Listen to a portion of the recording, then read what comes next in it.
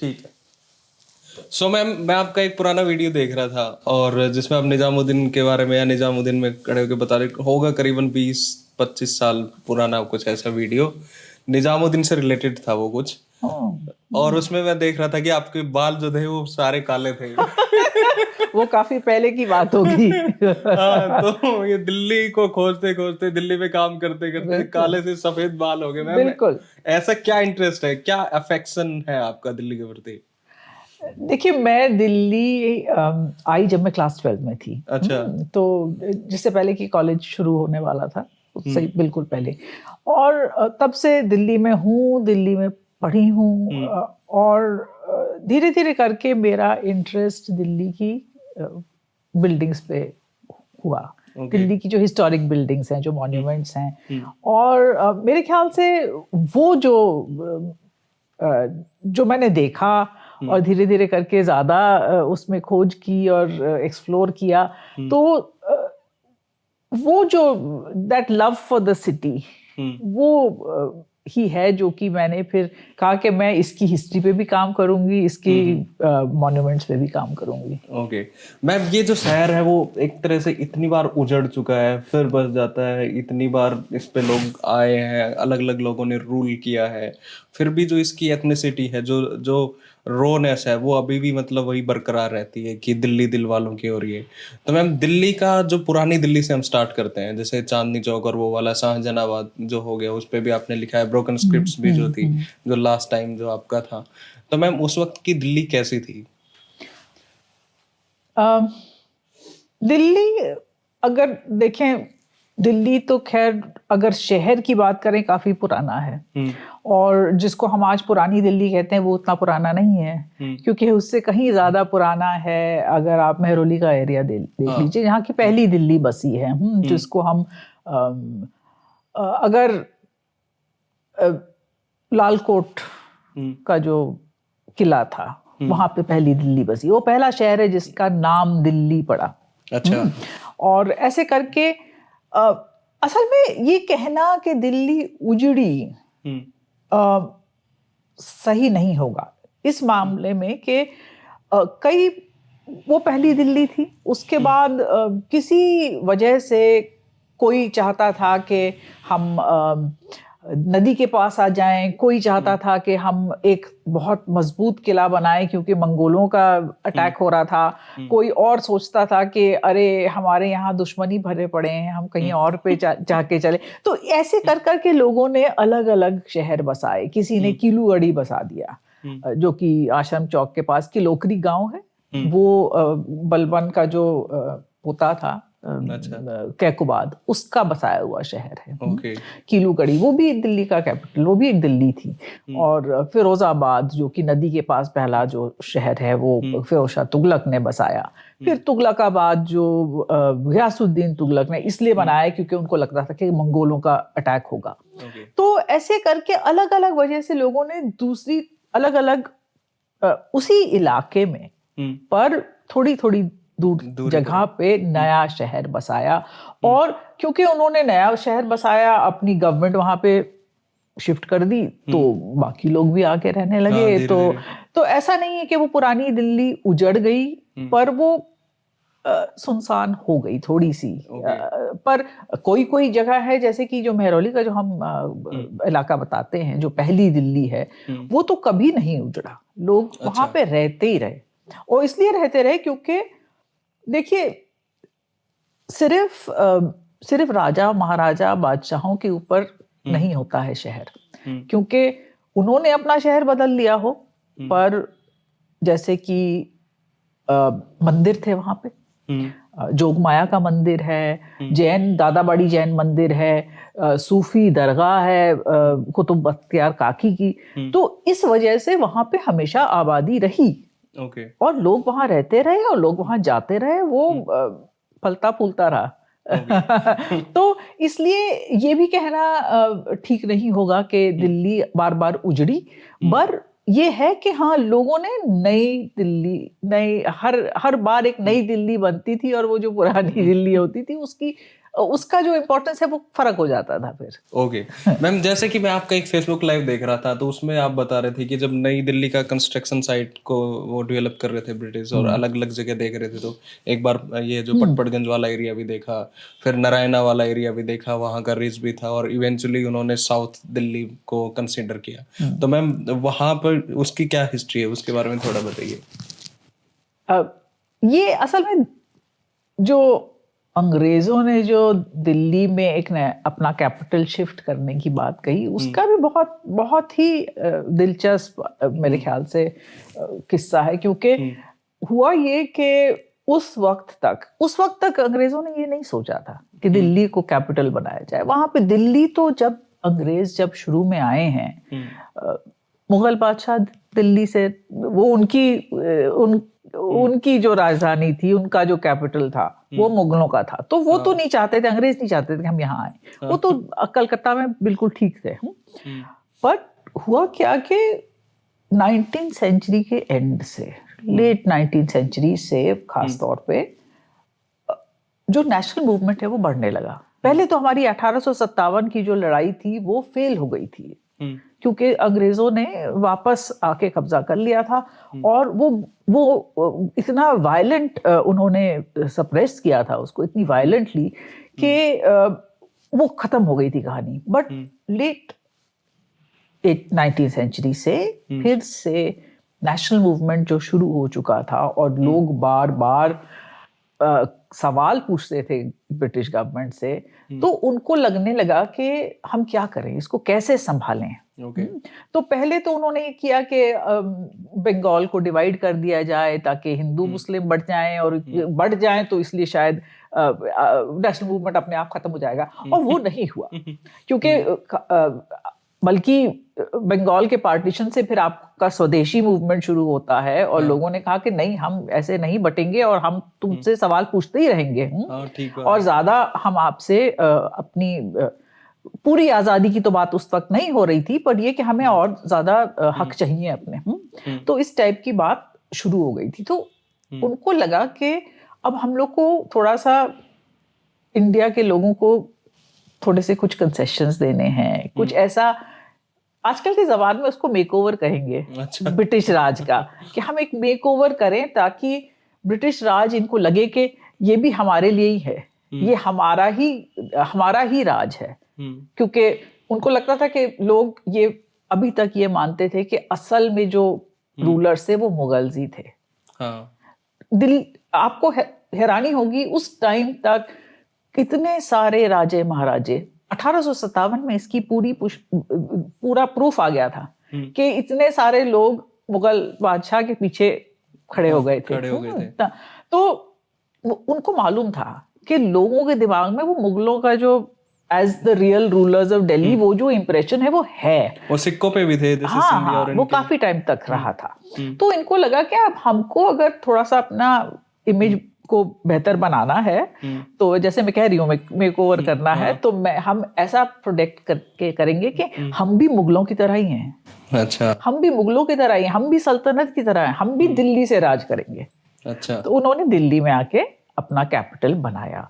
और देखिए किस तरह की बिल्डिंग्स बनाई, अगर आप किस तरह का लेआउट बनाया, किस तरह की बिल्डिंग्स बनाई। अगर आप जो उन्होंने जो सेंट्रल विस्टा बनाया, जिसको उन्होंने किंग्स वे का नाम दिया, उसके बाद राजपथ इंडिपेंडेंस के बाद वो हो गया, वो बिल्कुल पैरेलल है चांदनी चौक से। बिल्कुल पैरेलल है चांदनी चौक से। और अगर उसका अलाइनमेंट देखिए, एक साइड तो रायसीना हिल है जहां पे राष्ट्रपति भवन है, दूसरी तरफ वो बिल्कुल जाके मिलता है पुराना किला से। हाँ, इस तरह से उन्होंने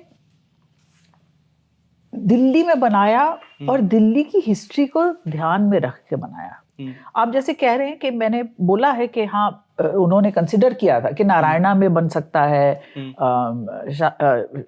शाहदरा में बन सकता है, पर वो उन्होंने रिजेक्ट इसलिए कर दिए कि ये जो दिल्ली का जो हिस्टोरिक कोर है, जो कि जमुना के बीच में और अरावली रिज के बीच का जो तिकोना है, दिल्ली ट्रायंगल जिसको बोलते हैं, उसके बाहर पड़ेगा। ओके। और उसके बाहर वो दिल्ली नहीं होगा। तो दिल्ली में बनानी है हमें, जो राजधानी बनानी है वो दिल्ली में बनानी है, इसलिए उन्होंने ये लिया। और अगर आप सेंट्रल सेक्रेटेरिएट जो नॉर्थ ब्लॉक साउथ ब्लॉक है, राष्ट्रपति भवन, उनके जो मटेरियल देख लीजिए, वो वही लाल सैंडस्टोन, वही बेज सैंडस्टोन जिससे मुगलों ने बनाया था, जिससे सल्तनत ने बनाया था। अगर आप उसका आर्किटेक्चर देख लीजिए, उसी किस्म के वो गुंबद हैं, उसी किस्म की वो जालियां और छतरियां। तो मैम शायद वो जयपुर भी देखने गए थे, आगरा भी गए थे एक बार के लिए। बिल्कुल। और ये है कि आर्किटेक्चर की अगर बात करें, आर्किटेक्ट लटियंस थे, एडविन लटियंस जिन्होंने राष्ट्रपति भवन बनाया जी। और हर्बर्ट बेकर जिन्होंने सेक्रेटेरिएट बिल्डिंग्स बनाई। वो जो थे, वो उनका जो स्टाइल था, उनकी जो ट्रेनिंग थी, वो यूरोपियन आर्किटेक्चर में थी। और खास तौर पे लटियंस की अगर हम बात करें तो वो समझते थे कि इंडियन आर्किटेक्चर कुछ है ही नहीं यूरोपियन आर्किटेक्चर के सामने। तो फिर जब, और हमें साफ पता चलता है उनकी राइटिंग्स में, उनकी चिट्ठियों में सब ये पता चलता है कि वो समझते थे कि इंडियंस को आर्किटेक्चर आता ही नहीं है। और उन्होंने तो कह दिया था कि सारी मुगल बिल्डिंग्स बेकार थी। तो वो उनकी जो एटीट्यूड ऐसी थी, तो फिर उन्होंने ऐसा क्यों बनाया? वो इसलिए बनाया क्योंकि उस टाइम जो वाइसरॉय थे वो जानते थे कि पॉलिटिकली हमको ऐसा आर्किटेक्चर बनाना है जो इंडियंस को सही मैसेज देगा, जो रिप्रेजेंट करे। जी हाँ, बिल्कुल। तो ये सारा जो खेल है नई दिल्ली के बनने का, वो एक रिस्पॉन्स है इंडियन नेशनल मूवमेंट को। ओके। कि हम आपकी बात सुन रहे हैं, कुछ हद तक हम सुन रहे हैं आपकी बात। तो इसी वजह से लटियंस को भी उन्होंने कहा, नहीं, आप जो भी समझते हो, आपको जाके देखना है इंडिया की हिस्ट्री में से कौन सी अच्छी बिल्डिंग्स हैं। और आप उन्होंने सल्तनत बिल्डिंग्स देखी, उन्होंने मुगल बिल्डिंग्स देखी, उन्होंने एंशिएंट इंडियन बिल्डिंग्स भी देखी। अगर आप राष्ट्रपति भवन का जो गुंबद देखिए, वो बिल्कुल सांची स्तूपा के ऊपर मॉडल्ड है। हाँ मैम, इसके आसपास के जो फिर हाउसेस बने, जो प्रिंसली स्टेट्स के राजे रजवाड़े थे, चाहे वो हैदराबाद हाउस हो, बीकानेर हाउस हो, धौलपुर वाला हो, तो मैम इनका क्या सीन था? इन्होंने जितने भी प्रिंसली स्टेट्स थे, उनके राजे थे, उनको ये था कि भी पावर सेंटर वहाँ है तो एक घर हमारा वहाँ होना चाहिए, और उन्होंने भी फिर एक से बढ़ के एक वहाँ पे हाउसेस बनाए। जी हाँ, बिल्कुल। ब्रिटिश जो राज था उसके काफी हद तक उनको सपोर्ट इन राजों महाराजों से मिलता था। क्योंकि देखिए, जो इनके खिलाफ थे वो तो 1857 में सब खत्म हो गए, उनको खत्म कर दिया गया। और जो बचे वो वही थे जो इनको फिर सपोर्ट करने लगे। तो इसलिए वो एक बहुत ही इम्पोर्टेंट उनका सपोर्ट बेस बन जाता है। तो उन्होंने कहा कि भाई आप भी आके यहाँ अपने घर बनाइए। नई दिल्ली जो है ये एक नया एम्पायर का कैपिटल है, वहां पे आप बनाइए। और उन्होंने आके बनाए। पर एक आपको एक दिलचस्प चीज ये है, अगर आप देखिए, अगर आप बीकानेर हाउस देखिए, आप जयपुर हाउस देखिए, जयपुर हाउस जिसमें अब national gallery of modern art है, तो जयपुर हाउस देखिए, वो एक जयपुर स्टाइल का हाउस नहीं है। हाँ, वो सारे कॉलोनियल वाले हैं। वो आर्किटेक्चर वही लटियंस बेकर से मिलता जुलता आर्किटेक्चर है। तो उनका भी एक काइंड ऑफ रीइन्वेंशन हो रहा है। ये नया स्टाइल, ये एक नया एम्पायर है, ये एक नया ब्रिटिश राज है जिसमें वो भी शामिल हो रहे हैं। मैम, इससे पहले क्या पुरानी दिल्ली में भी थे ऐसे हाउसेस, चांदनी चौक के आसपास में? जैसे एक लोहारों वालों की हवेली थी, ऐसा कुछ था वहां पे? एक तो ये हमें देखना चाहिए कि कई सारे जो जब मुगलों का जो 18th सेंचुरी तक देख लीजिए अगर, तो काफी सारे जो उनके दरबारी थे, उनके जो कोर्टियर्स थे या गवर्नर्स थे या नोबिलिटी थी, उनके सारे घर थे। और वही घर, जैसे कि मैं आपको एक मिसाल दूं, जो नवाब थे अवध के, जैसे कि आप सफदरजंग को देख लीजिए, सादात खान, सफदरजंग, ये लोग, इनका एक बहुत बड़ा एस्टेट था पुरानी दिल्ली में। ओके। ये वो जगह है, एक अभी भी नाहिर सादात खान करके एक मोहल्ला है फतेहपुरी मस्जिद के पास। अच्छा। वो इलाका था जो इनकी जो विरासत थी। तो ऐसे करके सबके अपने अपने होते थे, उनका ये आइडिया था कि हम यहाँ बनाए। और बल्कि जब 1803 में ब्रिटिश ईस्ट इंडिया कंपनी ने दिल्ली के ऊपर कब्जा कर लिया, मुगल बादशाह रहते थे रेड फोर्ट में, बट राज और एडमिनिस्ट्रेशन दिल्ली में ईस्ट इंडिया कंपनी का ही था। उस वक्त भी जो आसपास की जो रियासतें थी, उनके जो रूलर्स थे, उन्होंने आके दिल्ली में घर बनाने शुरू किए, जैसे कि पटौदी, पटौदी, लोहारू, फिरोजपुर, चुरका, ये सब इनके सबके हाउसेस थे। तो वो एक जाहिर सी बात थी कि ये सब चाहते थे कि कुछ टाइम तो हम कैपिटल में बिताएं। कैपिटल इन द सेंस कि उस वक्त उस एरिया का कैपिटल कि क्या चल रहा है, थोड़ा सा आपको कांटेक्ट बना के रखना है वो सब चीजें चलती रहें। तो इस वजह से काफी होता था। ओके मैम, ये जो पटौदी वाला जो पटौदी हाउस बना है, जो पटौदी पैलेस है जहाँ पे जो 1942-44 में बना, ये तो उसी बंदे ने बनाया ना, रसल ने, जिसने कनॉट प्लेस बनाया, या फिर बेकर ने बनाया शायद? ये सब अलग अलग। देखिए पटौदीज का भी एक बहुत पहले का एक हवेली थी। वो मंजिल कौन सी मंजिल है वो? हाँ। नहीं, तो वो सब होती थी। तो ये धीरे धीरे करके बने हैं। मुझे खास पता नहीं है कि ये पटौदियों का किसने बनाया खास तौर पे, पर हुआ ये कि इसके पीछे भी एक क्या आर्किटेक्चरल स्टाइल था, उसके पीछे भी एक हिस्ट्री है। और कौन से आर्किटेक्ट्स चुने गए ये हाउसेस बनाने के लिए, सब जब नई दिल्ली बन रही थी, कि ये डिसाइड किया गया कि जो प्रिंसली स्टेट्स जो हाउसेस बनाएंगे, या प्राइवेट लोग भी जो घर बनाएंगे या कमर्शियल बिल्डिंग्स बनाएंगे, इनका जो स्टाइल होगा वो एक खास मॉडर्न कह लीजिए उसको, मॉडर्न ब्रिटिश इंडियन स्टाइल, जो वो मिक्स टाइप स्टाइल मैं बता रही हूँ ना, लटियंस बेकर वाला जो है, उस टाइप का होगा। तो जब ये फैसला किया गया कि इस टाइप का स्टाइल होगा, तो जो लोग बना रहे थे अपने घर, उनको लगा कि भाई ये स्टाइल बनाने के लिए तो हमें इन्हीं आर्किटेक्ट्स को देना पड़ेगा, क्योंकि हम अपने आर्किटेक्ट्स लेके आएंगे वो ये स्टाइल नहीं बना पाएंगे ऑब्वियसली। तो उन्होंने क्या किया कि कुछ ने लटियंस खुद को चुन लिया, अप्रोच किया। पर लटियंस ऑब्वियसली बहुत ही हाई फ्लाइंग आर्किटेक्ट थे, उनके पास समय भी कम था और फीस भी उनकी कुछ ज्यादा ही थी। तो उन्होंने फिर क्या किया कि ऐसे उनके साथ जो काम करने वाले जूनियर आर्किटेक्ट्स थे, उनके जो उनका स्टाइल समझते थे और उनको वो ट्रेनिंग हो चुकी थी उनकी, तो कई ऐसे कुछ लोगों को ले लिया। और उन्होंने फिर आर्किटेक्चर जो दिल्ली का जो बना है, और कई तो जो पब्लिक बिल्डिंग्स थी या कुछ जो डिजाइन्स थे, वो जैसे बंगलोज हैं सारे हमारे, वो लटियंस के बंगलोज नहीं हैं, लटियंस के डिजाइन किए हुए नहीं हैं, वो PWD पब्लिक वर्क्स डिपार्टमेंट के डिजाइन किए हुए बंगलोज हैं। खास जैसे कि आप कनॉट प्लेस को भी देखिए, वो भी PWD के चीफ आर्किटेक्ट रॉबर्ट और रसल ने डिजाइन किया था। तो इस तरह से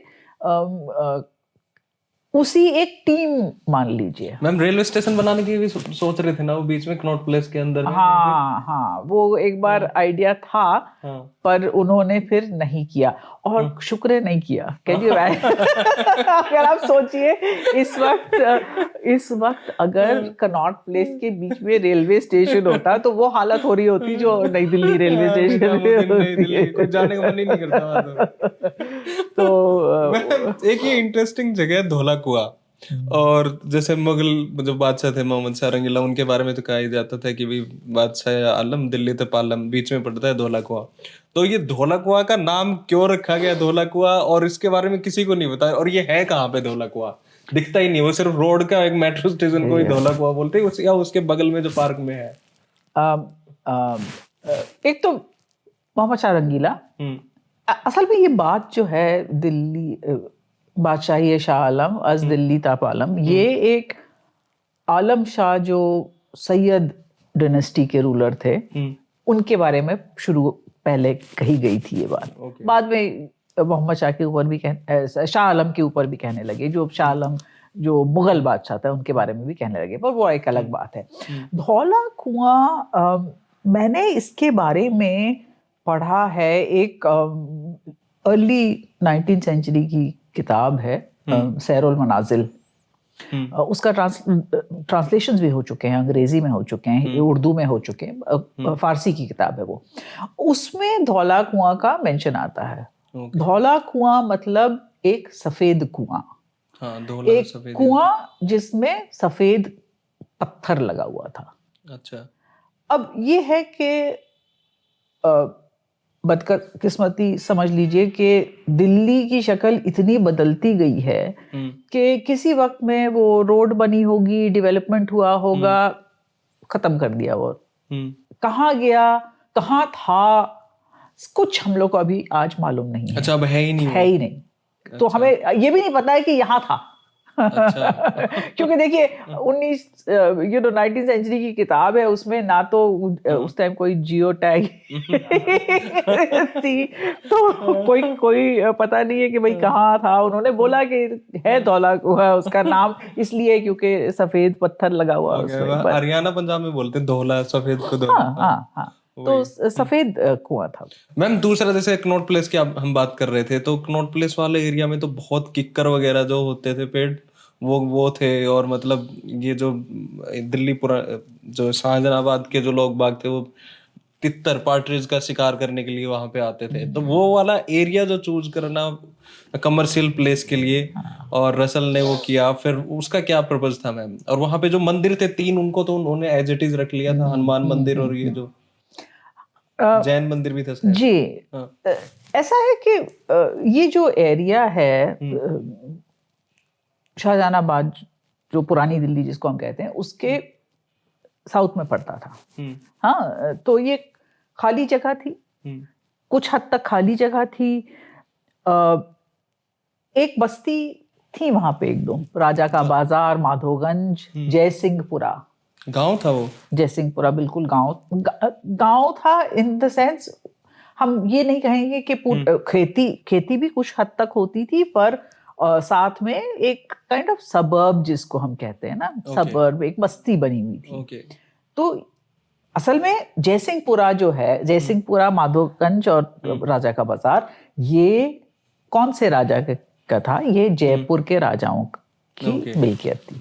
और जयपुर के राजाओं की क्यों थी? क्योंकि जयपुर के राजाओं का बहुत गहरा नाता था मुगलों के साथ। हाँ। है ना? क्योंकि अगर अकबर, देखिए अकबर किस वक्त से, ये उन्होंने शादी की थी राजा भारमल की बेटी से, और तब से ये बिल्कुल गहरा नाता चला आ रहा था। बार बार शादियां भी हुई हैं, और ये बहुत ऊंचे ओहदेदार मुगलों के थे। तो उनको ये जगह दी गई थी, इसीलिए वहां पे जंतर मंतर बना है। हाँ। राजा जयसिंह, सवाई जयसिंह का बना हुआ, और वहीं पे हनुमान मंदिर भी बना है। तो ये सब चीजें इसीलिए थी वहां पे। पर हाँ, खाली जगह भी थी जहाँ पे, तो उसी जगह पे फिर अंग्रेजों ने नई दिल्ली बसाई, कनॉट प्लेस बनाया, और ये जो बाकी लोग थे जिनकी प्रॉपर्टीज थी उनको कॉम्पेंसेट किया गया।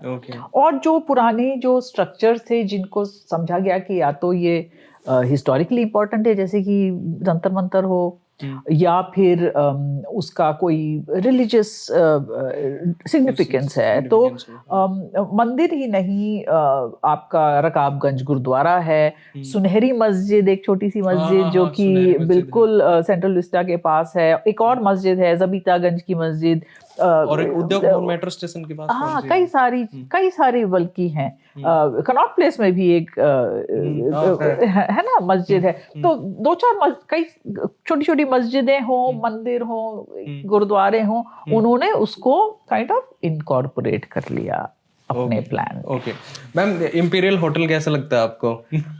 Imperial hotel of course new Delhi का वो पहला बड़ा होटल था, बड़ा स्टाइलिश होटल है। हाँ, उसमें वो एक उसका जो डिजाइन है वो थोड़ा सा फर्क है। अच्छा। क्योंकि ये जो लटियनिस्ट डिजाइन तो चल रहा था, लटियनिस्ट डिजाइन था, और फिर कनॉट प्लेस जैसा कि है वो बहुत ही classical European kind of design, और ये उस जमाने का बहुत ही मॉडर्न होटल था इन द सेंस कि उसका अगर आप आर्किटेक्चर देखिए ये आर्ट डेको स्टाइल में है। हाँ। और आर्ट डेको स्टाइल उस वक्त बहुत ही मॉडर्न चीज थी। दिल्ली में आप बहुत ज्यादा आर्ट डेको नहीं देखेंगे। अगर आप देखना चाहते हैं दिल्ली का आर्ट डेको तो आपको जाना चाहिए दरियागंज, क्योंकि दरियागंज में सारी जो कमर्शियल प्रॉपर्टीज, जो प्राइवेट कमर्शियल प्रॉपर्टीज कई सारी बनी, घर भी बने, फ्लैट्स वगैरह जो बने, वो ये 1920s 30s की जो बनी हुई बिल्डिंग्स हैं, इसमें आपको आर्ट डेको काफी दिखता है।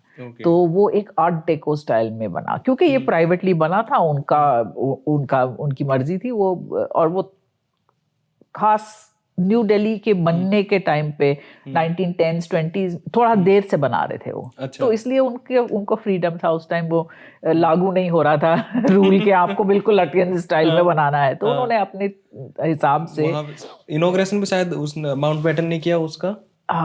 मुझे अब ध्यान नहीं कि कौन एग्जैक्टली थे जो आए थे, पर वहां पे काफी मीटिंग्स होती थी, नेहरू जिन्ना और उन सब की पार्टीशन से रिलेटेड, और क्योंकि वो एक ऐसी जगह थी जो कि प्राइवेट था, बड़ी जगह थी जहाँ पे लोग मिल सकते थे, तो वो सब तो होता था। और अगर देखा जाए तो ऐसी चीजें जैसे कि क्लब वगैरह है, उसमें तो इंडियंस को अलाउड ही नहीं थे ना इंडियंस। तो अगर आप जिमखाना क्लब देख लीजिए वगैरह, वहां पे तो इंडियंस को नहीं बिल्कुल मना था उनको आना। अब भी मैम जिमखाने में बड़े लोग ही जाते हैं, असली भारतीय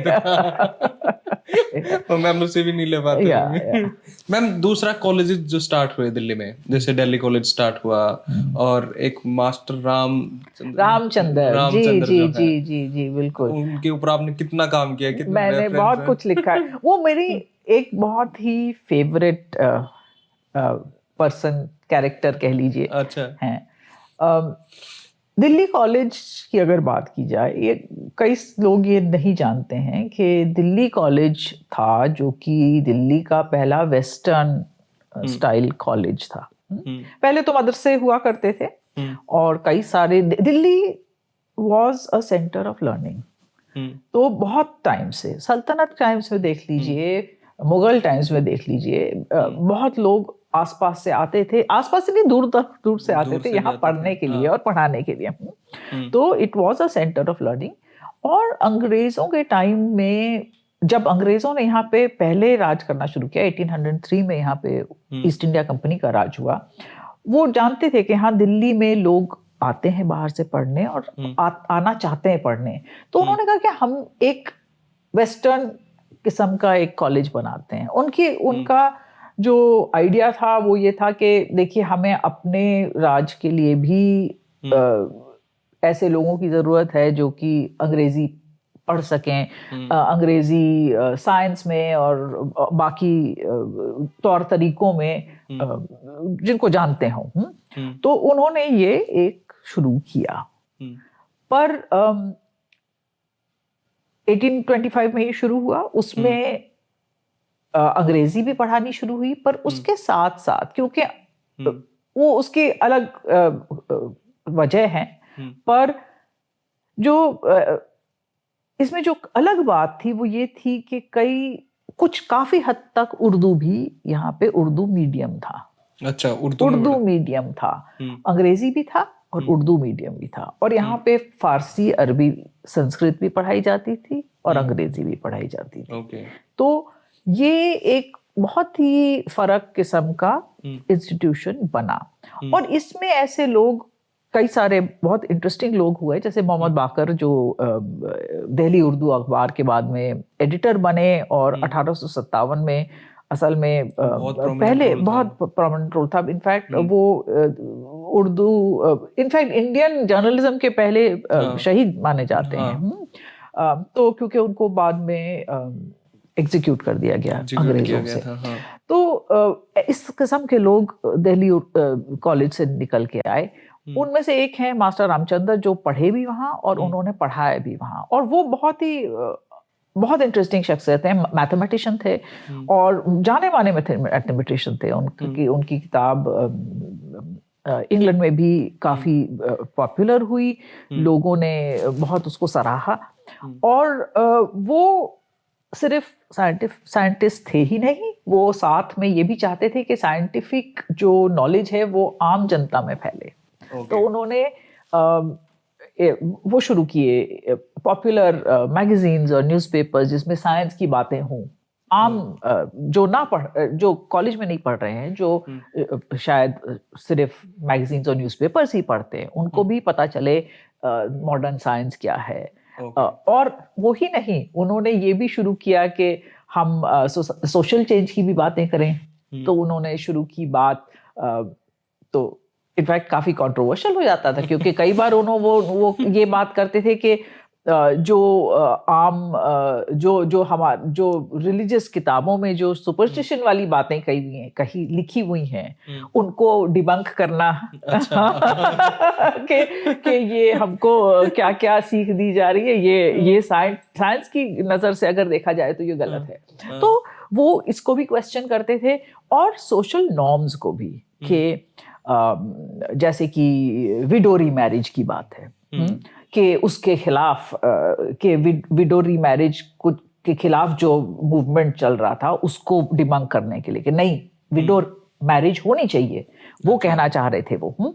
तो इस तरह के सोशल इश्यूज पे भी वो अपनी बात रखते थे। तो बहुत ही इंटरेस्टिंग शख्सियत। ओके मैम, जैसे मैं हरियाणा से हूँ, तो हमारे वहाँ पहले क्या होता था कि जिसको भी पढ़ने जाना होता था आज से 100 साल पहले, तो वो लाहौर की तरफ जाते थे, क्योंकि उस टाइम वो मानते थे कि लाहौर एक हब था, एक कल्चर का, साइंस का, एजुकेशन का, मतलब वहाँ पर लैंग्वेज का। तो आप लाहौर में और दिल्ली में क्या सिमिलरिटीज देखते हैं? तो वो भी एक बहुत अच्छा सवाल आपने पूछा, क्योंकि ये जो मैं दिल्ली कॉलेज की बात कर रही हूँ, ये 1825 से लेकर 1857 तक ये एक बहुत ही एक हब बन गया था। लोग आते थे, यहाँ पढ़ते थे, और काफी दूर से आते थे, पूरे नॉर्थ इंडिया से कई सारे लोग आते थे। और उस टाइम पे ये मोहम्मद बाकर और मास्टर रामचंद्र और वो अनेक कई सारे लोग हैं जो यहाँ से निकल के आए, बहुत ही इंपॉर्टेंट हब था। फिर होता है 1857 का रिवोल्ट, और 1857 में दिल्ली वाकई कुछ हद तक उजड़ गई, क्योंकि अंग्रेजों ने जब वो वापस आए इतना बुरा बदला लिया दिल्ली के लोगों से कि दिल्ली एक तो फिजिकली कई चीजें तहस नहस हो गई। मुगल तो खैर निकल ही गए, उनको तो निकाल दिया गया। सारी जो प्रॉपर्टीज थी उनकी ले ली गई। आपकी बड़े बड़े मोहल्ले एकदम उनको खत्म कर दिया गया, तोड़ दिया गया, ढह दिया हम। तो एक तो वो होता है, और काफी सारे लोगों को निकाल दिया जाता है शहर से। और अंग्रेजों ने, उनकी अलग वजह है, जो मैंने कहीं और कही है, कि उन्होंने ये डिसाइड किया कि इसको हम ऐसी शक्ल देंगे, जब हम 1857 की बात करें तो हम ये कहेंगे कि एक मुस्लिम कंस्पिरेसी है। तो वो ये कहने लगे कि ये मुस्लिम कंस्पिरेसी है, और उनका बदला खास तौर पे दिल्ली के मुसलमानों पे था। तो मुस्लिम पॉपुलेशन है, उनको वापस अंदर शहर में 2 साल तक नहीं आने दिया। तो क्या होता है, लोग इधर उधर चले गए, बाहर तो नहीं बैठे रहेंगे कि भाई हमें कब इजाजत मिलेगी और हम अंदर आए। तो लोग चले गए, कुछ दक्कन चले गए, कोई रामपुर चला गया, काफी सारे लाहौर चले गए। अच्छा। और खास तौर पे 1857 के बाद जो दिल्ली कॉलेज जिस तरह से था वो बंद हो गया। बंद हो गया।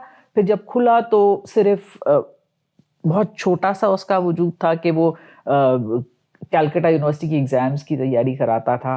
फिर उसके बाद 1877 में वो बंद ही कर दिया, जो भी था रहा सहा था वो भी बंद हो गया।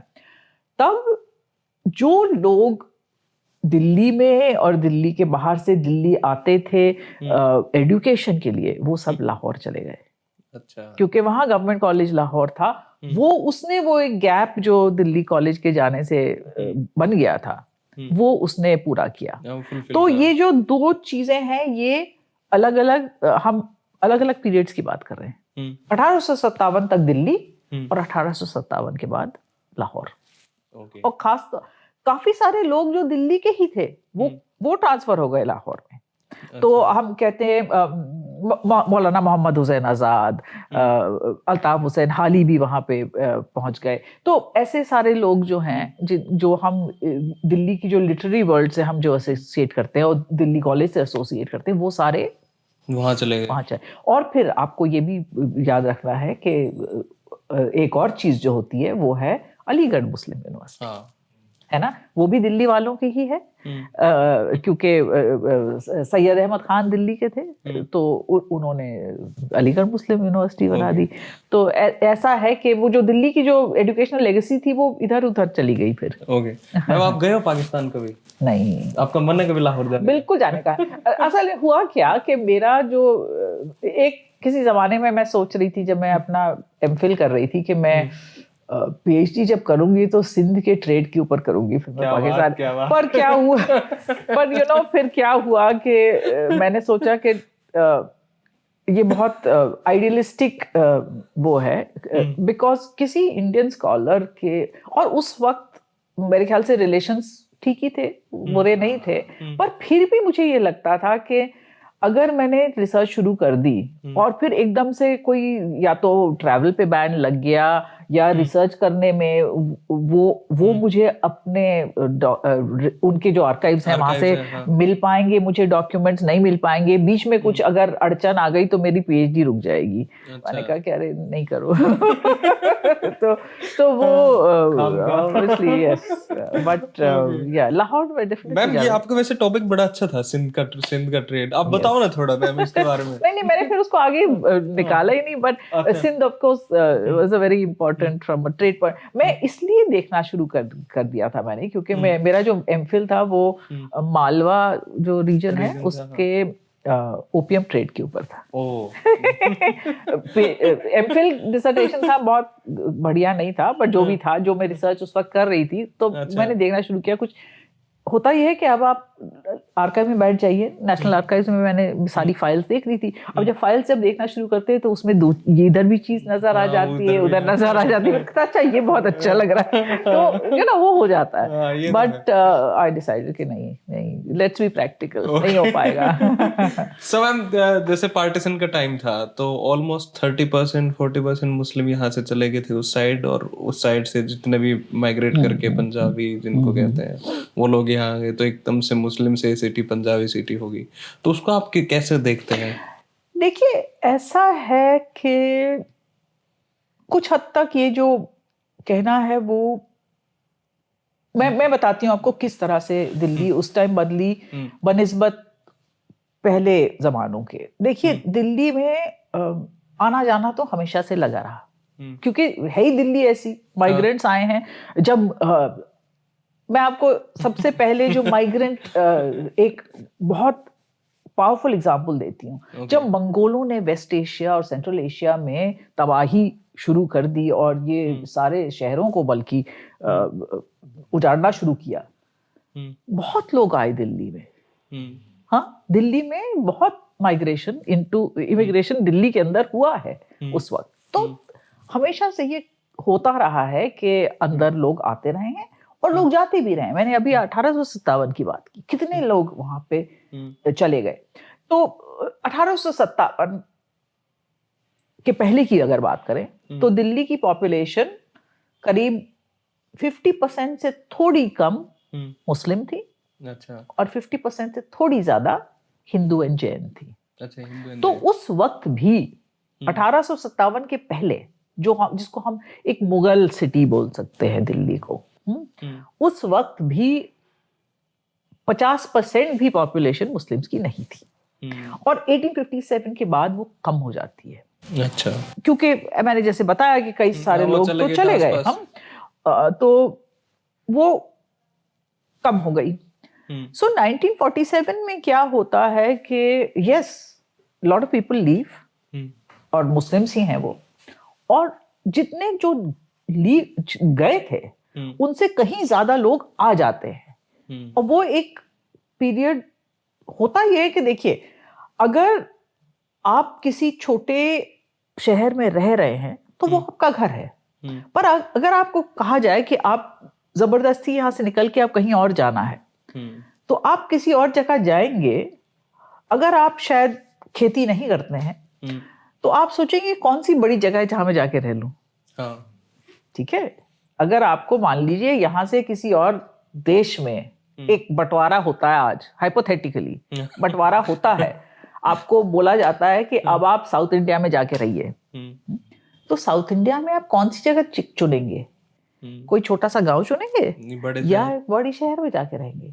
तो जो लोग वहां से आ रहे थे वो सब दिल्ली पहुंचने लगे, बड़े शहरों में पहुंचने लगे, और दिल्ली में अगर जगह मिले तो दिल्ली में पहुंच जाओ। तो दिल्ली में बहुत सारे लोग आ गए, और उस वक्त ये हुआ कि कई सारे ये लोग थे, वो चाहते थे कि उनको बिजनेस की जगह मिले, उनको शॉप्स मिले, काफी सारे मिले ये हाँ। और उनको क्या हुआ कि जैसे कि लोग अपने घर छोड़ के चले गए थे शाहजहानाबाद से।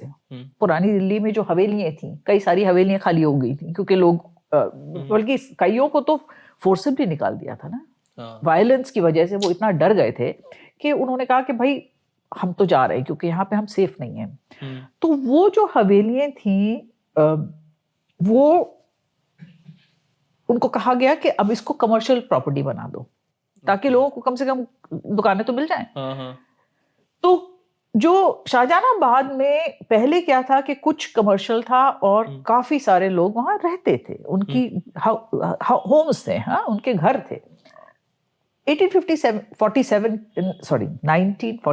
के बाद 1857 और 1947 में बहुत ज्यादा कंफ्यूजन होता है।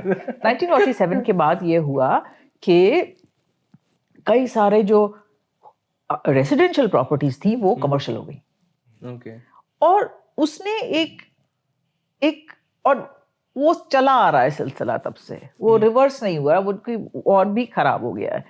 और शाहजहानाबाद की मेरे ख्याल से कुछ हद तक ट्रेजेडी यही है कि वो वहां कोई लोग अपनी दुकान खोलते हैं सुबह और शाम को बंद करके चले जाते हैं। और वो जो लोगों के रहने से जो एक कल्चर बनता है वो फिर खत्म हो जाता है। तो कमर्शियली तो कह रहे हैं, पर जो रहने वालों के जो, इसीलिए कई बार लगता है कि इंफ्रास्ट्रक्चर भी और ये इंफ्रास्ट्रक्चर की बात अगर देखें तो वो अंग्रेजों के ऊपर है, क्योंकि जब उन्होंने नई दिल्ली बना ली तो उन्होंने ओल्ड दिल्ली को बिल्कुल निगलेक्ट करना शुरू कर दिया। क्योंकि ओल्ड दिल्ली में तो इंडियंस ही रहते हैं ना। नई दिल्ली में तो अंग्रेजों ने जितना भी कोशिश किया होगा ये इमेज मेकओवर वगैरह का, ये सब इमेज की हद तक ही रह गया। उनकी जो सब्सटेंस थी वो यही थी कि हम राज करेंगे अपने लोगों के लिए, और इंडियंस को आप उसके लिए कोई बात कुछ करने की, तो इसलिए उन्होंने इंफ्रास्ट्रक्चर के ऊपर ध्यान नहीं दिया। तो अभी भी यही होता है, आप देख लीजिए new Delhi versus old Delhi.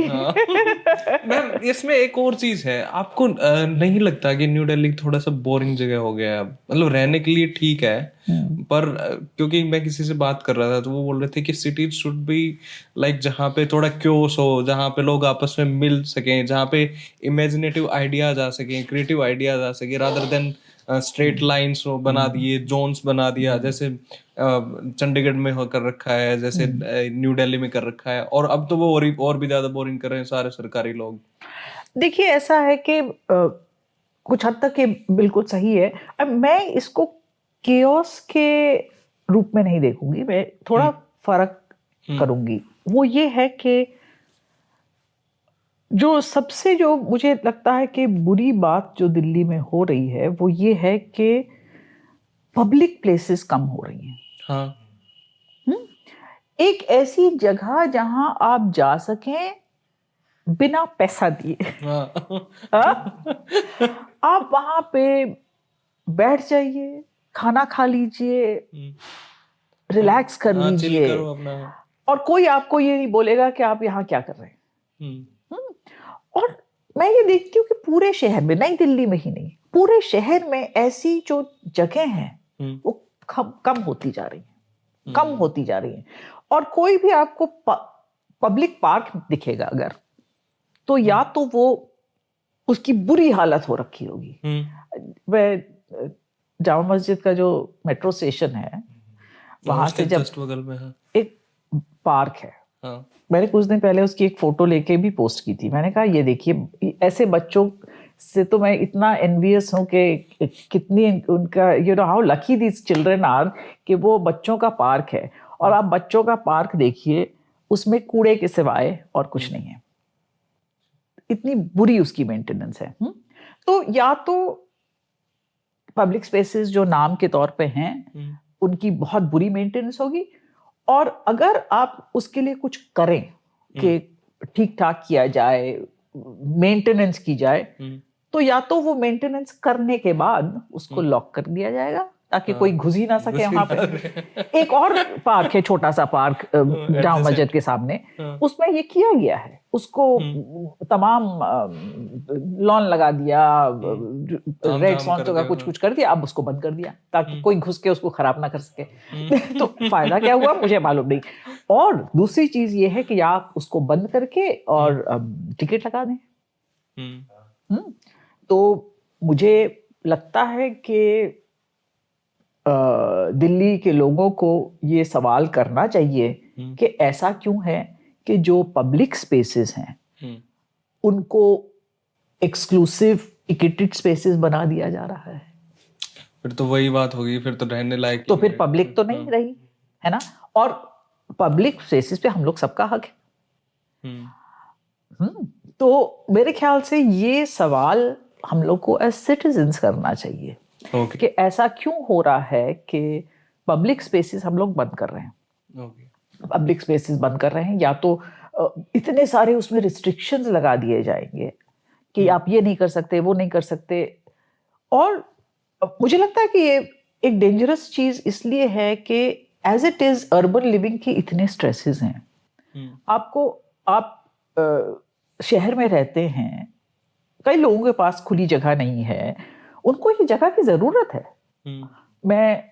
अगर आप पुराने रेड फोर्ट की फोटोज देखेंगे, सामने का जो मैदान होता था, खाली मैदान होता था जहां लोग, और मैंने ये देखा है, लोग वहां पे बच्चे क्रिकेट खेल रहे हैं, फुटबॉल खेल रहे हैं, दिन में लोग आके बस जैसे विंटर का टाइम है, धूप में बैठे हुए हैं, अपना खाना खा रहे हैं, व्हाटएवर। खुली जगह थी। Was it a beautiful lawn?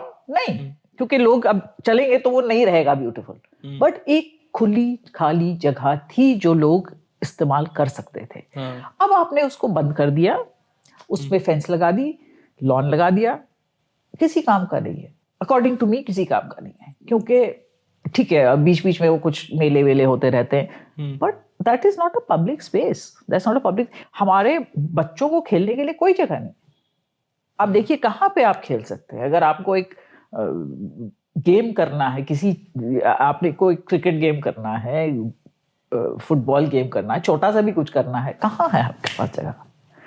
हाँ, ये तो है। ये पब्लिक, और दिल्ली में जगह की कमी नहीं है, पर यह है कि हर पब्लिक स्पेस को पब्लिक उससे बाहर रखी जा रही है। ओके, और ये भी पूछेंगे मैं एक सवाल। मैम, जैसे हम कॉलोनियलिज्म को पढ़ते हैं तो कॉलोनियलिज्म को जस्टिफाई करने के लिए, लेजिटिमाइज करने के लिए अलग अलग थ्योरी इन्वेंट की गई, जैसे सिविलाइजिंग नेशन वाली एक थ्योरी हो गई, व्हाइट मैन्स बर्डन वाली एक हो गई। तो उसमें जैसे कल्चर को भी एक तरीके से टारगेट किया गया कि सुपरस्टिशियस बोला गया इंडिया के कल्चर को, या फिर India is land of snakes and charmers वो करेंगे। ईस्ट इंडिया कंपनी या ब्रिटिश आने से पहले दिल्ली कितनी कल्चरली एनरिच्ड थी, ये मैं पूछना चाहता हूं। तो ये जो कल्चरल डिफरेंस की जो आर्ग्यूमेंट्स लोग करने लगे कि west is forward, India is backward, ये सब जाहिर है कि ये ब्रिटिश रूल को लेजिटिमाइज करने के लिए ही आर्ग्यूमेंट्स बने हैं। क्योंकि हाँ, ये बात है कि कुछ कुछ एरियाज में हिस्टोरिकल रीजंस की वजह से उस टाइम तक ब्रिटेन में जो एनलाइटनमेंट आ गया था, जो फिर उसके बाद जो एनलाइटनमेंट के बाद जो इंडस्ट्रियल रेवोल्यूशन वगैरह शुरू होता है, उसमें उसके जो डेवलपमेंट्स होते थे उस किस्म के डेवलपमेंट्स इंडिया में नहीं हुए. पर at the same time as far as अगर आप कल्चर की बात करें in terms of open mindedness, of in many different ways, whether it is openness to learning, ये सारी चीज़ें थी इंडिया में. एंड ऑब्वियसली ये सब चीज़ें, और सुपरस्टिशन वगैरह ऐसा नहीं है कि वेस्ट में नहीं था, वेस्ट में भी था, यहाँ पे भी था. और यहाँ पे भी उस सुपरस्टिशन को पर सवाल पूछने वाले भी लोग थे. तो उस टाइप का कल्चरल जो रेटोरिक जो शुरू किया अंग्रेज़ों ने, वो हर चीज को एग्जैजरेट करके ही किया गया. और मैम जैसे एक और भी है, जैसे हम देखते हैं कि 1803 में जैसे दिल्ली उन्होंने अंग्रेजों ने अपने कब्जों में ली. फिर हम देखते हैं कि जैसे डेविड ऑक्टरलिन आते हैं पहले ब्रिटिश रेजिडेंट, फिर विलियम फ्रेजर आते हैं. तो इनके जो रहने के तौर तरीके थे वो काफी मतलब मुगल से इंस्पायर्ड थे. वो शेरवानी वगैरह वो पहनते थे, जो एलिफेंट्स के ऊपर वो प्रोसेसन लेके जाते थे. फिर जैसे हम देखते हैं कि 1857 के बाद में जो इंटरमिंगलिंग हो रही थी कल्चर की, जैसे ब्रिटिशर्स ने भी कुछ अडॉप्ट किया और इंडियंस भी उससे कुछ इन्फ्लुएंस थे, वो एकदम से एक तरीके से बंद हो जाता है. तो वो क्या रीजन है उसका? 1857 के पहले ये इनफैक्ट विलियम डैलरिम्पल का एक थीसिस है ये वाइट मुगल्स वाला, कि lot of British officials were marrying Indian women, were adopting Indian lifestyles. उस तरह से हो रहा था इंटरमिंगलिंग, एंड कुछ हद तक वो सही है. बट उसमें भी हम लोग को एक चीज़ ध्यान रखनी चाहिए कि हमेशा अंग्रेज़ों ने अपने उस जमाने में भी अपने को रूलिंग क्लास ही समझा. अपने को रूलिंग क्लास और इंडियंस को सब्जेक्ट क्लास. तो ये बात कभी उन्होंने भुलाई नहीं और भुलाने नहीं दी इंडियंस को. तो एक जो वाइट मुगल्स की जो एक एपिटमी समझा जाता है विलियम फ्रेजर.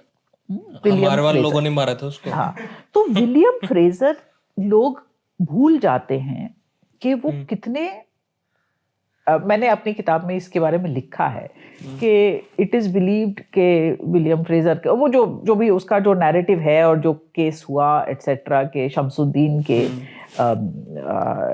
की कंस्पिरेसी थी उसको मरवाने की. But William Fraser was such a disliked person in Delhi, क्योंकि ही वाज एरोगेंट. उन्होंने जो रेवेन्यू रेट्स थे कितने ज्यादा बहुत बढ़ा दिए थे. आई मीन कई जगह पे रेवेन्यू रेट्स डबल हो गए थे. तो लोगों को जितना रेवेन्यू पे करना पड़ता था लैंड होल्डर्स को, बहुत हो गया था. उनका जो पर्सनल बिहेवियर था अपने खुद के एम्प्लॉइज से वो बहुत बुरा था. तो पीपल हेटेड हिम. मोमिन खान मोमिन व्हेन ही राइट्स, जब फ्रेजर का असैसिनेशन हुआ, द पोएट मोमिन, ही राइट्स के ये जो ऐसा आदमी था ये कि इसने इतना जुल्म ढाया है लोगों के ऊपर कि अब ये जो है ये बिल्कुल you know he is gone to hell because he was so bad. So what I am just saying is कि हम लोग कई बार इसको थोड़ा सा ओवर एम्फसाइज कर देते हैं. हाँ, उन्होंने इंडियन कपड़े पहनने शुरू कर दिए, उस टाइप का लाइफस्टाइल. अब उस टाइप का लाइफस्टाइल किसको पसंद नहीं आएगा? एक तो समझ लीजिए कि वो इंडियन लाइफस्टाइल है तो वो उनको अच्छा लगता था, पर इसका मतलब ये नहीं है कि वो इंडियन से उनकी सिंपैथी थी. नहीं थी, नॉट एट ऑल. नहीं थी. वो उनका जो रवैया था वो वही रहा, एक्सप्लॉयटेटिव, और अपना पावर एस्टैब्लिश करने के लिए, वो पावर को दिखाने के लिए उन्होंने बिल्कुल रेशियल प्रिंसिपल्स पे अपना जो गवर्नमेंट है वो चलाया. और जो घर उन्होंने बनाया था रिज के ऊपर, उसमें भी तो उन्होंने किस तरीके से बनाया था वो ये फ्रेजर ने. और डैलिम्पल का तो रिश्तेदार है वो. हाँ, उसकी I disagree with Dalrymple on this point. I think कि तुम बहुत romanticize कर देते हो इसको, but I don't think it is ma'am ये 2-3 लोग थे, एक तो ये फ्रेजर था और एक स्किनर था, जेम्स स्किनर। स्किनर की जो बात है वो बहुत फर्क है। स्किनर को स्किनर की जो माँ थी वो इंडियन थी, और इन उसकी एक्चुअली उसकी माँ की बहुत ट्रेजिक स्टोरी है, क्योंकि ये बनारस में थी। Skinner's father was a soldier, okay. और ये 14 साल की लड़की थी जो कि जिसका घर इन्होंने बिल्कुल वो बनारस में एक कार्रवाई की थी ब्रिटिश ने, जो उसके रूलर को बिल्कुल क्रश कर दिया। और ये लड़की, उसका तो कोई कंसेंट की बात ही नहीं है, इससे इसको जबरदस्ती से शादी कर ली गई। और ठीक है, वो रही उनके साथ, इस सोल्जर के साथ, और उसके कई बच्चे भी हुए। पर जेम्स एक लड़का था और कुछ लड़कियां भी थीं, और उनकी जब जेम्स 12 साल का था, जेम्स स्किनर, तो उसकी जो बहनें थीं, छोटी लड़कियां थीं, जबरदस्ती उनकी माँ से उनको लेके उनको कहा कि बोर्डिंग स्कूल में भेजा जाएगा। अच्छा। और वो माँ बेचारी इतनी उसके ऊपर इतना ट्रॉमा हुआ कि उसने अब उसने खुदकुशी कर ली। हाँ, तो जेम्स स्किनर की भी अगर आप कहानी देखें तो वो ऐसे उसमें पला बढ़ा है कि उसकी खुद की मदर को अपने को मार डालने के सिवाय और कोई चारा नहीं था, क्योंकि उसमें उसकी जो कंसेंट है वो किसी चीज में नहीं है कि उसकी बच्चियां उसके साथ रहेंगी, उसका भी उसको हक नहीं है। तो इस तरह से जो हम ये मैरिजेस भी देखते हैं between British main and Indian women, कई बार वो बहुत ही अनइक्वल है। और जेम्स स्किनर उसके बाद he joins the Marathas. He is working with the Marathas. अंग्रेज उसको कभी अंग्रेज की तरह से नहीं मानते, कभी नहीं मानते हैं। तो वो he is a very brave man, बहादुर था, बहुत रिस्पेक्टेड था, दिल्ली में बहुत रिस्पेक्टेड। तो वो भी था मैम, पता नहीं कहाँ क्रूएल्टी, उसकी क्रूएल्टी का कोई जैसे मैम फांसी है, वहां पे उसने अपना स्टेट बनाया, वहां पे कैसे लोगों ने कैसे लोगों के साथ बर्ताव था उसका। और मुझे मालूम नहीं कि इसकी सोर्सेज क्या हैं, वो मुझे देखना पड़ेगा। I don't know what the sources are of that, क्योंकि कई बार होता है कि कहानियां भी बढ़ जाती हैं। अगर आप खासतौर के बाद की बात करें, अगर या तो सोर्स उस टाइम का हो कोई, हो सकता है, मुझे नहीं मालूम, पर ये होता है कि लोग अंग्रेज नाम देखते हैं और कहते हैं कि ये ओप्रेसर ही रहा होगा, बट वो भी हो जाता है। But we have to look at, I don't know what the sources are of that point of the Hansi, what उसकी जागीर बनी हांसी की। तो within his Jagir what he did I don't know, but in Delhi certainly he was well respected. वो church भी बनाया, और इनकी तो बड़ी यारी भी थी दोनों की मैम, फ्रेजर की और स्किनर की, बहुत अच्छी। of course, और बट द फर्क ये था कि जो जेम्स स्किनर को दिल्ली के लोग पसंद करते थे, अच्छा, जो कि फ्रेजर को नहीं करते थे। ओके, ये फर्क है। Okay okay. उसको तो वो कंसीडर ही नहीं करते थे अंग्रेज, जैसे आपने बताया। हाँ, अंग्रेज उसको अंग्रेजी नहीं कंसीडर करते थे। ये भी सीन था। मैंने जो फारूकी साहब वाली जो बुक है, जो मिरर ऑफ ब्यूटी वाली, उसमें ये सारा है। देखिए, ऐसा है कि फारूकी साहब ने जो कई चांद से सरे आसमान लिखी, जिसका जो अंग्रेजी जो ट्रांसलेशन है मिरर ऑफ ब्यूटी, उसमें अगर आप उसको देखें, उसको एक नॉवल बोलते हैं। बहुत ज्यादा एग्जैजरेट करके नहीं लिखा हुआ। नहीं, उन्होंने नॉवल लिखा है। नॉवल मतलब एक इमेजिनरी कहानी, जो फिक्शन है, जो कि कुछ हिस्टोरिकल फिक्शन है। हिस्टोरिकल फिक्शन का मतलब कि उसकी जो सेटिंग है वो हिस्टोरिकल है, एक खास पीरियड में कुछ खास लोगों के ऊपर ये बनी है, बट है वो फिक्शन। हाँ, है वो फिक्शन। और फारूकी साहब ने इसमें कभी छुपाने की कोशिश नहीं की कि ये फिक्शन है जो मैं लिख रहा हूँ, हिस्टोरिकल फिक्शन है। यही बात खुशवंत सिंह के साथ है। खुशवंत सिंह ने जो अपना नॉवल लिखा दिल्ली, दिल्ली, हाँ, वो एक नॉवल है, राइट? अब उसमें कुछ कुछ चीजें हैं जो कि the historical aspect is there, but हम लोग को ये नहीं एक्सपेक्ट करना चाहिए कि वेदर इट इज कई चांद थे सरे आसमान और इट्स खुशवंत सिंह दिल्ली, दैट इसको हम एक हिस्टोरिकल सोर्स समझ के लें कि ये एक हिस्टोरिकल सोर्स है। नहीं है, क्योंकि उनके जो ऑथर्स हैं उन्होंने खुद कहा है कि ये फिक्शन है, ओके। मैं फिक्शन लिख रहा हूं। जैसे वजीर खानम का नहीं है, वजीर खानम है उसमें मेरा तो ब्यूटी में, वजीर खानम थी, हाँ, एक ऐसी लेडी थी, हाँ, और वो दाग की माँ थी, हाँ, पर उनकी जो जितने सारे डिटेल्स जो दिए गए हैं, जरूरी नहीं है कि जो कुछ भी उस किताब में लिखा है वो सही है। हाँ, कुछ कुछ चीजें हो सकती हैं जो कि ठीक हैं, पर उसमें से क्या फिक्शन है और क्या फैक्ट है उसको भी अलग करना बहुत मुश्किल है। ओके, ओके, है ना? हाँ, ये भी है। आपको किसी और सोर्स से उसको कोलैबोरेट करना पड़ेगा। चलो मैम, एक जैसे एक ये भी देखते हैं कि जैसे 1857 का जो रिवोल्ट था उसका सेंटर एक तरीके से दिल्ली था, और फिर जैसे 1911 में जो कैपिटल शिफ्ट होती है तो एक तरीके से पावर का सेंटर भी दिल्ली बन गया। और जो नेशनल मूवमेंट का एक तरीके से सेंटर जहां तक हम पढ़ते हैं तो दिल्ली का इतना जिक्र नहीं होता है कि नेशनल मूवमेंट का सेंटर दिल्ली बना, वो क्यों नहीं बन पाया? मतलब लाइक बॉम्बे ज्यादा था कंपैरिजन दिल्ली के कंपैरिजन में, क्योंकि क्विट इंडिया मूवमेंट और काफी मूवमेंट हुए और काफी पॉलिटिकल लीडर्स भी वहां पे रहते थे। दिल्ली का बहुत ही नेशनल मूवमेंट के साथ एक अजीब सा रिश्ता रहा है। 1857 में इतनी ब्रूटली 1857 का रिवोल्ट खत्म किया गया था कि होता यह है कि आप भूल जाते हैं कि इस टाइप की जब चीज होती है तो लोगों के दिल में थोड़ा सा डर तो रह जाता है। तो दिल्ली के लोग काफी साल तक बिल्कुल ही चुप हो गए। और फिर क्या हुआ, दूसरी चीज जो हुई कि दिल्ली को बिल्कुल एडमिनिस्ट्रेटिव तरीके से साइडलाइन कर दिया गया, बिल्कुल साइडलाइन कर दिया गया, इन द सेंस के दिल्ली एक पंजाब प्रोविंस का एक हिस्सा बन गई।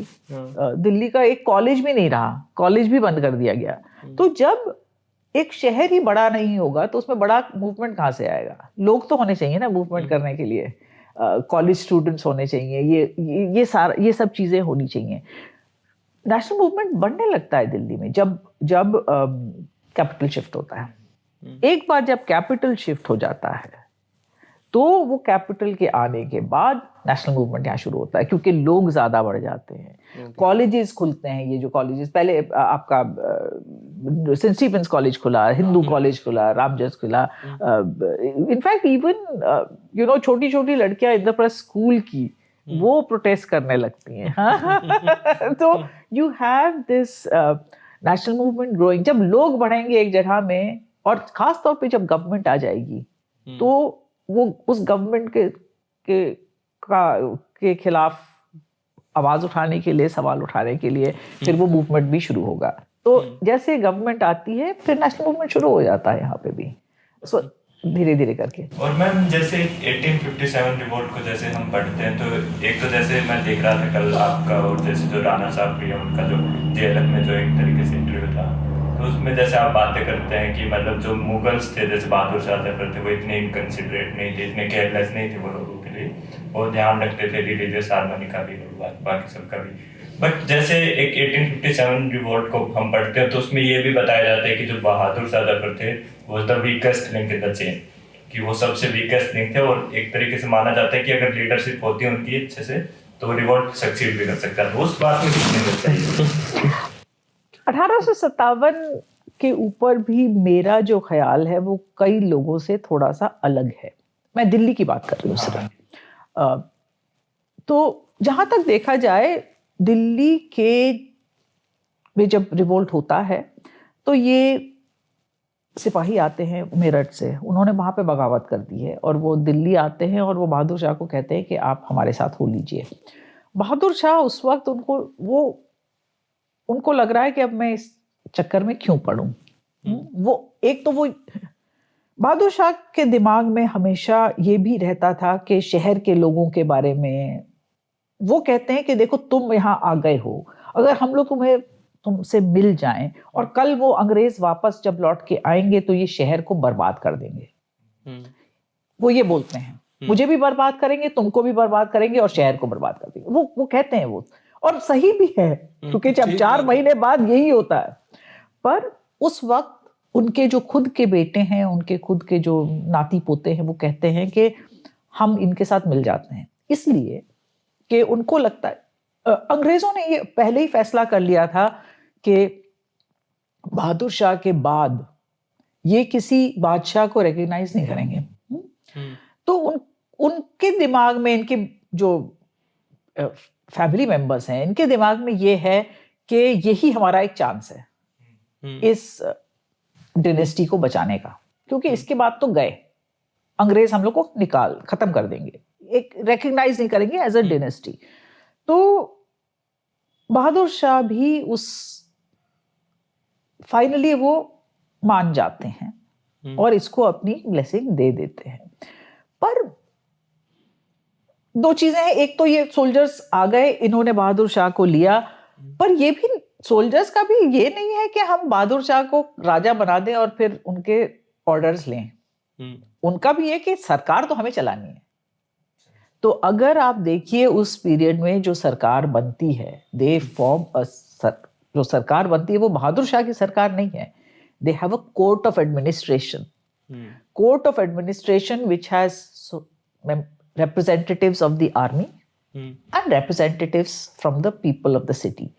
वो कोर्ट पूरी तरह से कभी काम नहीं करता है, रिप्रेजेंटेटिव्स ऑफ द सिटी उसमें कम ही रहते हैं, बट सोल्जर्स का बहुत स्ट्रांग। तो अगर इसको देखा जाए, एक ये बादशाह की और आर्मी की सरकार है, दोनों एलिमेंट्स उसमें काफी प्रोमिनेंट हैं। पर क्योंकि ये सोल्जर्स जो हैं वो दिल्ली वालों के लिए एक नई चीज है, ये सोल्जर्स सब आ रहे हैं दोआब से, ये अवध से हैं, ये सब एरियाज से हैं। एंड दिल्ली पीपल थिंक ये बहुत ही कल्चरली बहुत फर्क लोग हैं हमसे, और अगर ये राज कर रहे हैं हमारे ऊपर तो हमारा क्या होने वाला है। More importantly, one thing that happens 1857 में, जो आगे जो बढ़ के लोग आते हैं वो दिल्ली की सबऑर्डिनेट क्लासेस हैं। ये लेबरिंग पुअर है जो हाथ से काम करते हैं, और कई तरह के लोग हैं जो लेबरिंग क्लास है, और इनको लगता है कि ये एक मोमेंट है जब हम अपने हाथ में थोड़ा पावर ले सकते हैं। क्योंकि शुरू में जैसे ही सोल्जर्स आते हैं थोड़ी सी एनार्की हो जाती है, क्योंकि पुरानी गवर्नमेंट तो निकल के उखड़ के अलग हो गई और थोड़ा सा डिसऑर्डर है। तो वो क्या करते हैं, ये मौका लेके एक रीडिस्ट्रीब्यूशन ऑफ वेल्थ मान लीजिए उसको, अच्छा, करना शुरू करते हैं। जो बड़े सेठ हैं उनकी दुकानों में से सामान निकालना, कुछ थोड़े बहुत झूठे इल्जाम भी लगा देना कि ये कोई अंग्रेज को छुपा रखा है इन्होंने, इसलिए इनका घर लूट लो, इनकी दुकान लूट लो। पर ये है कि उनके दिमाग में ये भी है कि ये हमारा मौका है कि हम अपने हाथ में थोड़ा सा पावर लें, जो कि हमको इतने जेनरेशन से थोड़ा हक मिले, हमको दबा के रखा गया है, तो हम थोड़ा सा आगे आए। और ये होने लगता है, और जब ये होने लगता है तो जो एलीट क्लासेस हैं, चाहे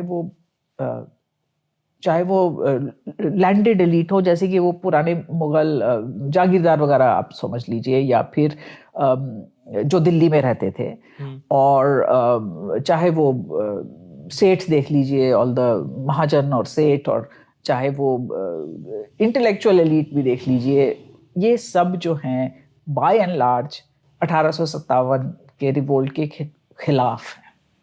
अच्छा, वो एटलीस्ट अपना हाथ उससे अलग कर लेते हैं, कहते हैं कि हम तो नहीं सपोर्ट करेंगे। मैम वो सेल्फिश मोटिव था या प्रैक्टिकल मोटिव था? कि प्रैक्टिकलिटी तो ये है कि ब्रिटिश आ सकते हैं, या फिर वो सेल्फिश हो रखे? देखिए, दोनों चीज थोड़ी सी है। उनको नहीं लगता है कि ये हो सकता है, उनको नहीं लगता है कि ये सक्सीड करेगा रिवोल्ट, और अंग्रेज आ जाएंगे और फिर प्रॉब्लम होगी। पर उनको ये भी लगता है कि मान लो सक्सीड हो गया, फिर क्या, फिर ये लोग पावर में हैं, हम तो पावर में नहीं है। हाँ, बादशाह भी लगता है पावर में नहीं होगा उस वक्त, या तो ये सोल्जर्स होंगे या फिर ये जो नई क्लासेस जो उठ के आ रही हैं ये होंगे, तो उसमें हमारा क्या है। तो अपना वो सेल्फ इंटरेस्ट उसमें नहीं देख रहे हैं, किसी हाल में नहीं देख रहे हैं।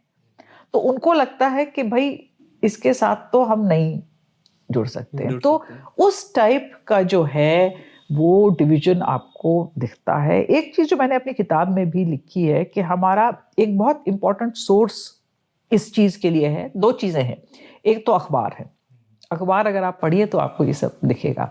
दूसरी एक खास तौर पे दिल्ली उर्दू अखबार जो कि उस टाइम पे रेगुलरली निकलता था। और दूसरा है शायरी। तो 1857 के बाद 2-3 साल बाद एक किताब निकली थी फुगान दिल्ली, और उसमें ये शहर आशोब पोएट्री लिखी गई थी। अगर आप उस शायरी को देखें, ये सारे पोएट्स हैं जो कि वो एलिट क्लास में से हैं, और उनकी जो अगर आप पोएट्री देखिए और किस तरह से 1857 की बात करते हैं, वो उनके लिए तो ये 1857 एक बहुत ही बुरी चीज है जो कि शहर पे हुई। और उनका सारा जो गुस्सा है वो ये जिनको वो बदमाश बोलते हैं, अच्छा, हाँ, चोर उचक्के बोलते हैं, और ये सब पुअरर क्लासेस हैं जिनके ऊपर इनका गुस्सा है कि इनकी वजह से ये हुआ है।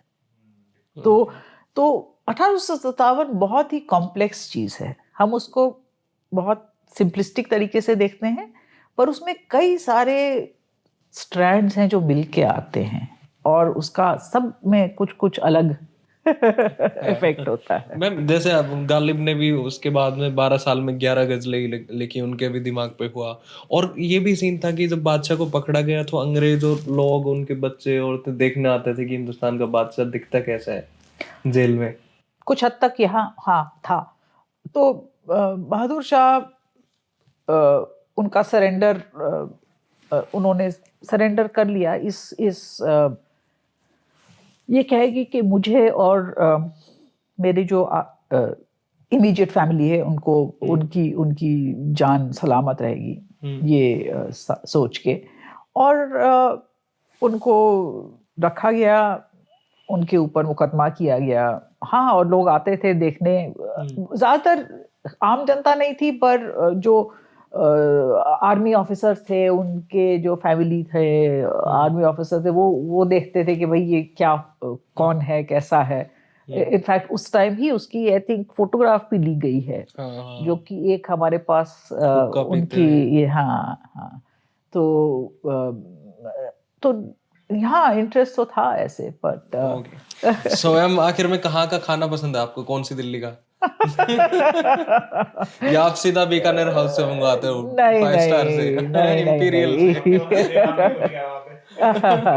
नहीं, मैं तो खाना मैं हर जगह का खाती हूँ। मुझे प्रॉब्लम यह है कि मुझे कुछ 2-4 चीजों से एलर्जी है, तो थोड़ा सा खाना I have to be a little careful.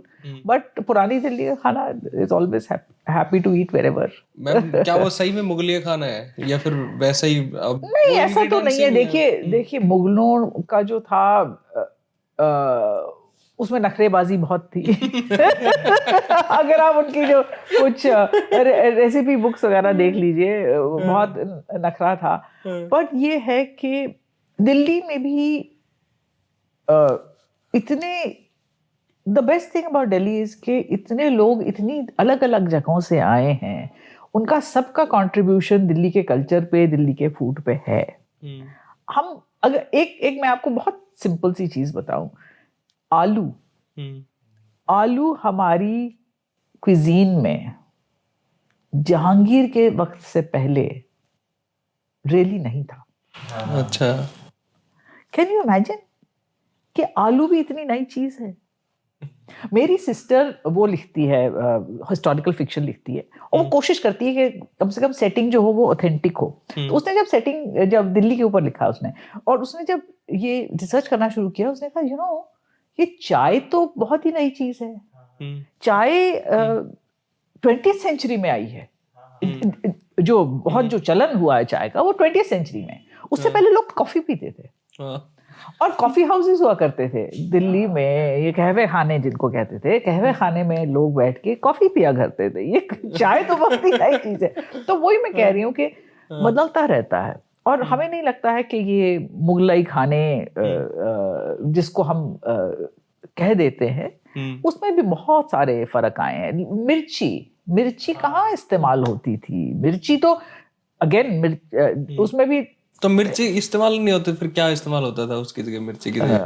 आप देख लीजिए, चाहे वो गोल मिर्च हो या और तरह तरह की चीजें हो, पर मिर्ची तो साउथ अमेरिका से आई है, साउथ एंड सेंट्रल अमेरिका से आई है। वो बाद में ही आई है। तो ये सब चीजें तो देखिए कितना हमारा क्विजीन बदल गया है। वही मैम, अभी तो तेल वाले खाने को मुगलिया खाना बोल देते हैं। जिस खाने में तेल ज्यादा है, बिल्कुल मुगलिया है। बिल्कुल।